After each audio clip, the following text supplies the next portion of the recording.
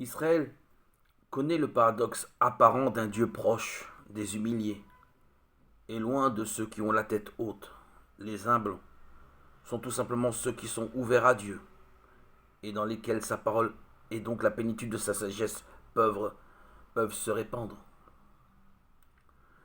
Ce que Marie soulignera dans le Magnificat comme la loi fondamentale de l'histoire du salut, à savoir que Dieu renverse les puissants de leur trône et élève les humbles, est une citation et un résumé de l'ancienne alliance. Et c'est ce que sont aussi les béatitudes.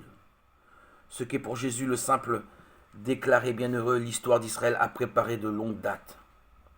Mais cet homme simple devrait encore recevoir son modèle définitif, dépassant Jérémie, le père de tous les humiliés, qui s'en prenait parfois à Dieu, afin que toute rancune contre les riches et les puissants, tout désir de se voir hissé à leur place, disparaisse de son attitude, et qu'apparaisse l'unité de ce que Jésus a en vue dans son éloge de la simplicité. La capacité qui ne prétend ni être sûre d'elle, ni se réfléchir elle-même, d'accueillir la sagesse, tout autre de Dieu qui apparaît scandale aux Juifs, folie aux païens.